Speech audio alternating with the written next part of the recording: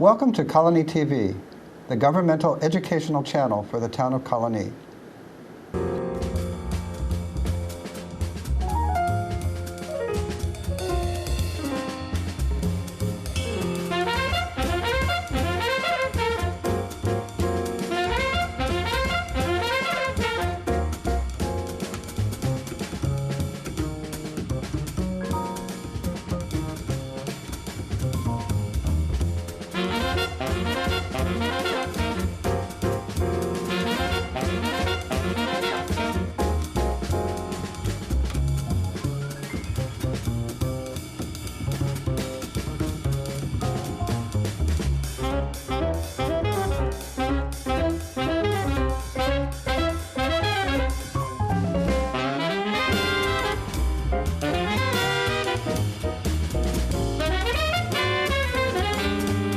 Hello and welcome to Real Conversations with Lisa and Susan. I'm Susan. And I'm Lisa. Welcome.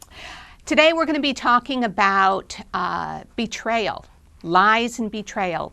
We've talked, Lisa, a lot about mental health issues. We've talked about stress and stress management, Grief, relationships, and you really can't capture the full gambit of emotions in a relationship without touching on betrayal, the impact of betrayal. And I think in one show we talked about, at least I remember I mentioned like that John Wayne syndrome that we have in this country about, we're tough. Yeah. And nothing's really going to get us down. And that's a really valuable quality to have. But I think that when you don't really look at the full impact of something like betrayal, you really can never heal from it. Well, I think too we also have this sort of get over it syndrome. Yeah, move on, just get over it. It's no big deal. Right, and we talked about that on the grief show when we talked about, getting to the new normal, and sometimes people need longer than other people, and there's that sense of trying to get over it. And there's a far-reaching impact of betrayal, and today we're going to really be exploring, what to do to get beyond it, and what does it mean, and what is betrayal? Right. What is the impact of betrayal? How do you get over it? And how not do you just deal with in it? intimate partnerships, but in perhaps with a work, professional relationship, collegial thing, or perhaps a parent-child. Friends. I mean, there's all different ways that we experience betrayal. So today we're going to be talking with an expert in this field, and we're looking forward to sharing with you. We'll be right back.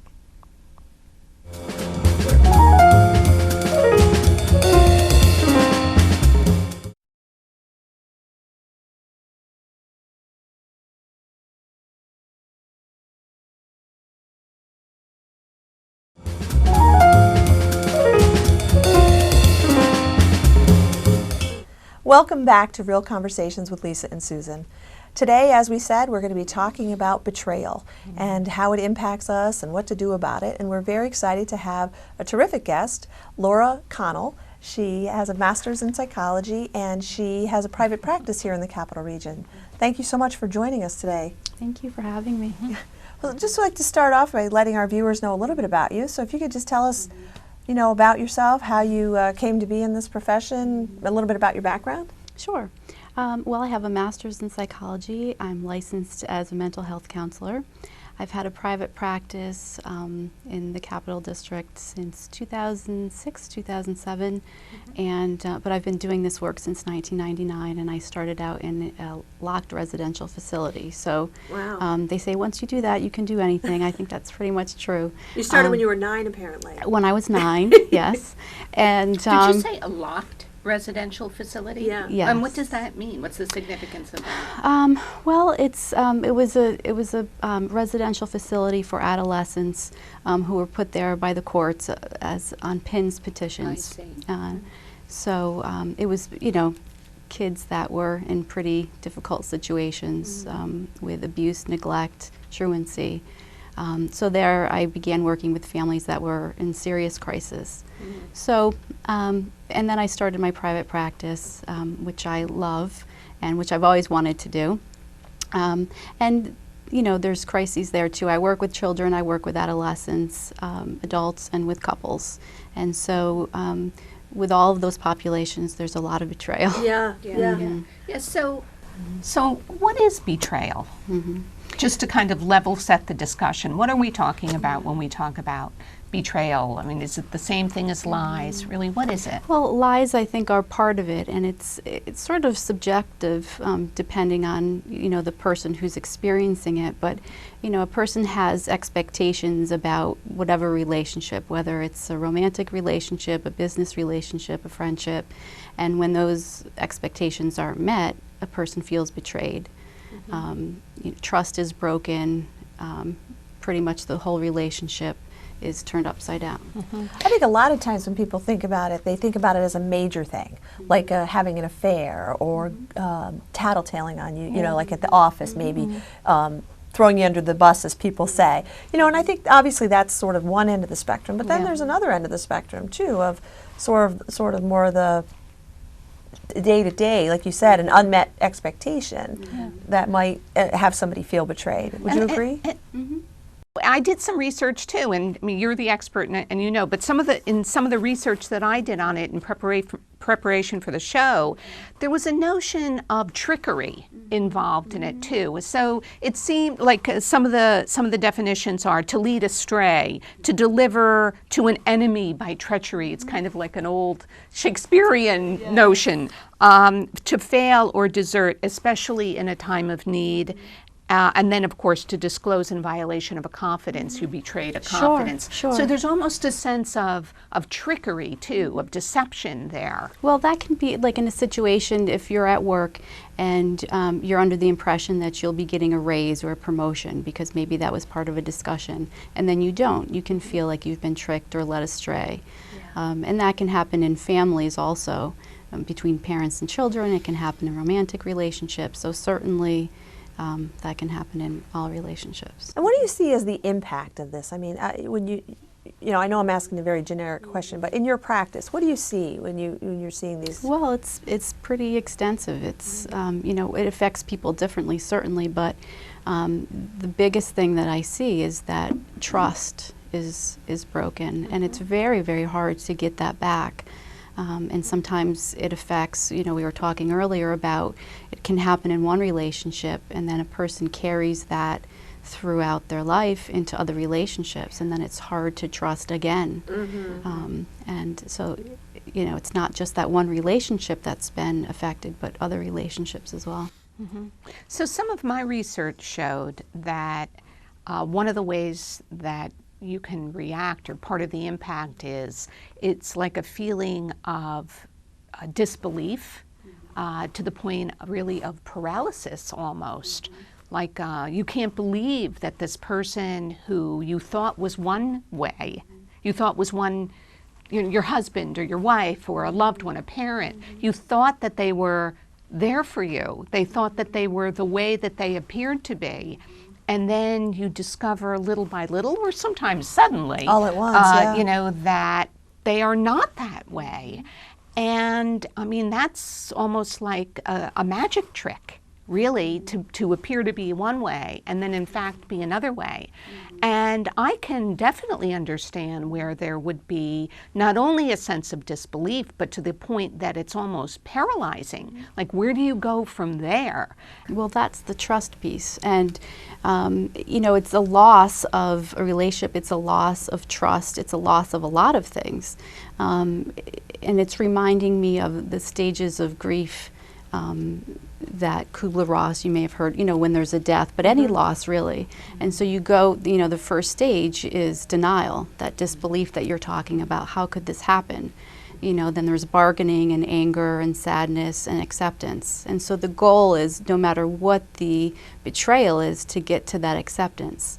And, you know, that can be very difficult. When I used to work with victims of domestic violence, one of the things that often they would talk about is the betrayal and also that feeling of paralysis. But sometimes it was, well, you know, he in most cases was kind and generous at the beginning and loving, and then all of a sudden, you know, this more controlling and often physical, not always, but physical, like this abusive behavior would, and which one should I believe? Should I believe this is the way this person is, or should I believe this is that? You know, so there's that first. And then I think too that feeling of you were duped, you know, like you were led to believe something. But sometimes for victims that I worked with, they could look back and they could in retrospect see signs that they didn't see in the beginning. Do you find that as well?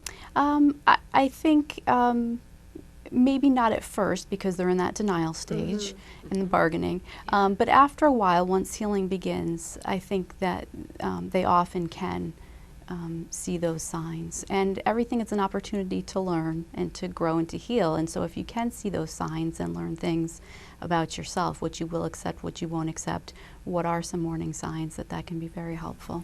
Well, I think also, you know, women are particularly tolerant and accepting and forgiving. And somebody who's really good at betrayal, who's like a master of betrayal, almost like a master of disguises, is usually highly adept at doing it little by little by little.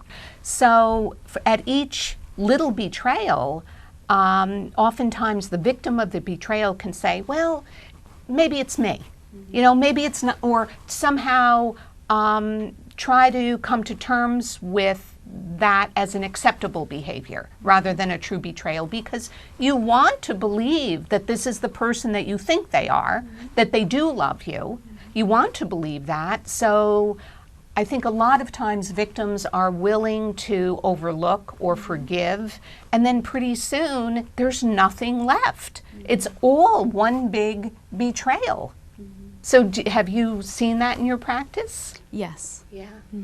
Especially, I mean, sometimes it's very obvious that there's some serious abuse going on, like in the domestic violence cases that you were seeing, when it's so blatant to an outsider, is when someone can rationalize their way right out of that. Well, if I didn't do this or that, Right. That happens a lot. But the more dangerous ones perhaps are not more dangerous in the sense, I don't want to minimize how dangerous domestic violence is, but the insidious net, almost like a spider web of betrayals. It's really harder for the victim to kind of pick through and save oneself. It is hard. It is hard to see. And like I said, sometimes you don't want to see it because there's other things that may be a benefit. You don't want to be alone. You don't want to lose the relationship because there's financial benefits, there's children, there's... He's a good father. Or she's, yeah. you know. You don't want to look like a fool. You don't want to look like you've been duped, or finally admit that you've been duped.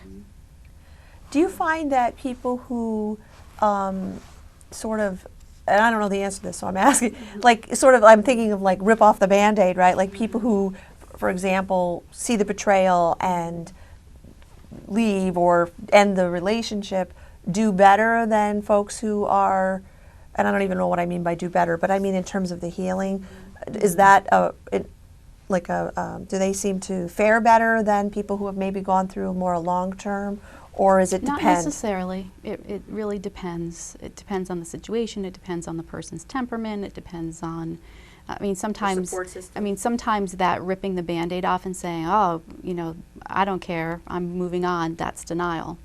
And sometimes it's not, so. Right, it's really a case by case, isn't it? Yes, you have to really look closely at what's going on. So how does a person know when it's time to get out?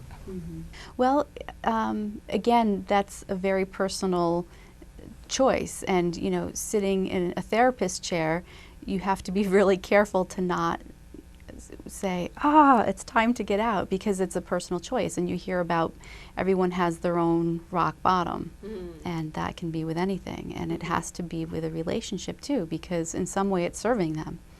And What do you mean by that? In some way it's serving them? Well, again, financially, being dependent in some way, emotionally dependent, the loneliness piece. I mean, there's many ways that it could be serving them. It looks good, and maybe it's important to look good. I mean, ways it's serving you that you may not even be aware of. And so once the the pain or the betrayal or whatever the abuse is outweighs the ways it's serving you, that's when it's your time. And for, just to be responsible for victims of domestic violence, they really need to think through safety and all that kind Absolutely. of stuff. And should talk to somebody about that. Physical safety. Yeah, Yeah. because Just even basic in physical emotional safety. abuse cases where there had never been physical violence, I worked with cases where after the victim left, that's when it escalated to physical violence. So there's just so many things to take into Yes. consideration when you're talking about You're that. absolutely right. But even when you're talking about a professional relationship, let's say you're working in an environment where you feel betrayed by either a boss or a colleague, perhaps somebody who gossiped about you or somebody you trusted who didn't. In those situations, I would think it's even harder because maybe not harder, but there's a lot at stake in your professional relationship. You don't want to look bad, or you have a financial stake. What about in those kinds of situations? What kind of things might you advise or suggest? In all situations that I see, I mean, one of the biggest problems is people feel, victimized and trapped. Either trapped in the relationship, the intimate relationship, or trapped in, well, my bosses did this or that, or my coworkers. And it's important to know that you're not trapped. You have some options. You can do something. You can speak to your boss. Does that mean things will change? Maybe, maybe not. But being able to voice, have a voice and speak about it, and you don't have to stay at that job, and you don't have to stay in the relationship. So giving people the realization that they have options and that they're not trapped is huge. And they can set boundaries. So just because you Setting sit next to boundaries is somebody huge. doesn't mean you have to be friends with Absolutely. them. Doesn't mean you have to share your intimate details with them if they've betrayed you in that way. And I also think that it makes some sense for those who can't leave, because let's face it, it's not so easy to find a new job these days. So it may force you to remain in a situation where your first choice would be to leave, but you know that you can't do that for practical so reasons. there's options within the staying in the and job. to put together a plan, perhaps. To put together a plan Yeah. somehow. I think that helps give a sense of control and It does. feeling less victimized, maybe. And the boundaries is a big piece of that too. Yeah. Now, I'm a little bit play devil's advocate here, not because not because only because I think sometimes people feel betrayed when in fact the other person didn't intend that. Oh, so true. We're talking about conscious betrayal on Right, one hand. right. I don't think that feeling of betrayal is any less of a pain or impactful, wouldn't you say? I would say that, but that does happen a lot too, where there might be a couple that's together and somebody breaks up with them and they feel betrayed. Well, somebody certainly has a right to break up if that relationship isn't serving them, but oftentimes the other person feels betrayed. And so you work through those feelings and the thoughts about being betrayed. Same thing in a job situation. You may have an expectation of how things are going to go. Again, it's about expectations. When you have expectations about anything and they don't come to fruition, then there's disappointment. There's oftentimes a feeling of betrayal, and that's when you blame that on somebody else. Yeah, and I think that's a very good point, because sometimes it takes, and it's a fine line, It's like... That's why I said subjective. Yeah. Because one person could say like, oh, that's, we didn't work out, we're not together anymore, he or she wanted to move on. And another person could say, I was betrayed, we were planning our life together. And how could she or he do that to me? Yeah, how could they say they love me in 1 minute and break up with and me? could feel really betrayed. Yeah. Yeah, so some people can shrug it off and just move on. It's Well, just they one might more still thing, feel didn't work hurt. out. They might Yeah. be heartbroken, but say, Doesn't necessarily be betrayed. but they wouldn't feel betrayed. Yeah. They would just say, that person, didn't feel that same way, and that breaks my heart, and I'm sad or I'm depressed, but I'm not betrayed. What are some ways that people can begin to heal from or begin to trust again? What are some things you suggest to people? Well, I'll use working with couples for an example, like if there was an affair, because that comes up quite a bit. And that's a hard one. And so you have to kind of reshuffle the deck with that one and look at a new vision of what the relationship is. Most often, most always, the affair wasn't the beginning of the problem. And so you want to look back and see, you know, where did things start going off track, what was happening, and you know, give a new vision to the relationship. Does it matter the duration of the affair? Like if it was a one-time, well, I guess it would depend again on the couple and be subjective based on the couple, but I would think that an affair that lasted, you know, 2 weeks, and the person who was having the affair fessed up to it, and you know everything else was good and healthy before, and then there was something, poor judgment, and then they admitted to it. The chances of that, of healing from that and moving on from something like that, would be much greater than if something went on for, say, 4 years out of a 6-year or 7-year marriage, and the person never fessed up to it but was rather caught. The chances of surviving that would be much less likely, I would think. That's probably accurate, but then you have to take into account the partner who was cheated on, their background, and you know how they perceive that. Yeah, and that's a lot of it, because a lot of, like you said, betrayal has a lot to do with perception. What you know, what someone will and won't tolerate, or what someone will and won't, even if they can take responsibility for, well, things weren't necessarily going great between us. But could you ever recover and have a healthy, loving, I mean, what do you think the chances are of being able to recover from that second scenario I gave and having a healthy, good marriage? You know, you hear people talk, you know, they're over tea or whatever with their girlfriends, or maybe their guys like, oh, that would be the one thing I would never put up with, I'd be gone in a second, but that doesn't really happen all the time. I mean, people really do try to work through it, especially when they're invested in a relationship. You know, when people are faced with a life-threatening disease, they change their life oftentimes. And I would think,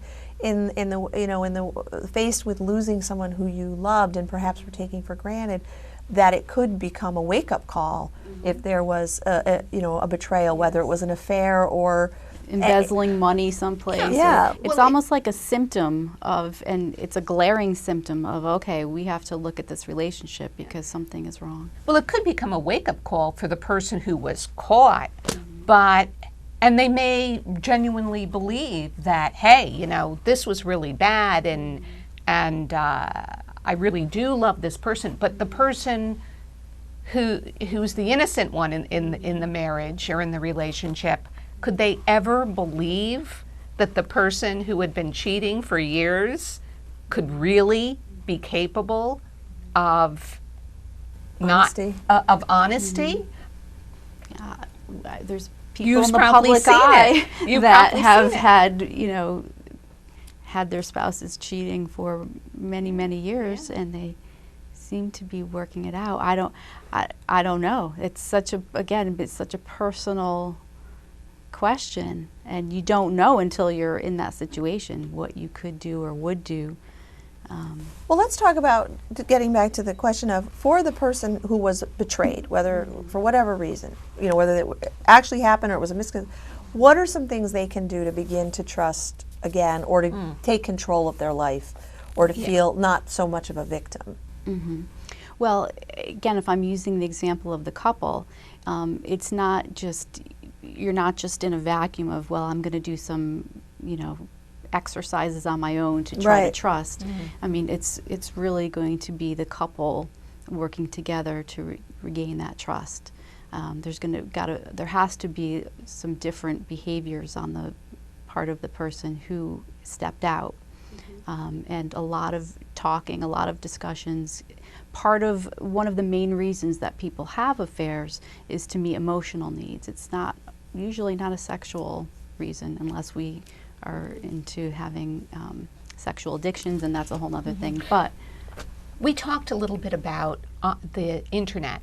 We talked before the show about the internet and how introducing these online relationships, Facebook, LinkedIn, that kind of thing, how that is adding to the whole mix of betrayal. And It that's is. that's kind of a hot area now, It right? is. It is. So I when see it you a say lot. that it doesn't have to be physical, is that where you get into, like, you're seeking Online. emotional connection? Yes, yes, emotional connection, and it can lead to the next step, but it doesn't have to. And again, is that betrayal? Well, what are you chatting about? Are you meeting for things? Would you be okay with your spouse or your partner knowing about it? And that's where, that's how you know where the line is. Yeah, I think that's a good point. Like, would you do this behavior in front of your significant other?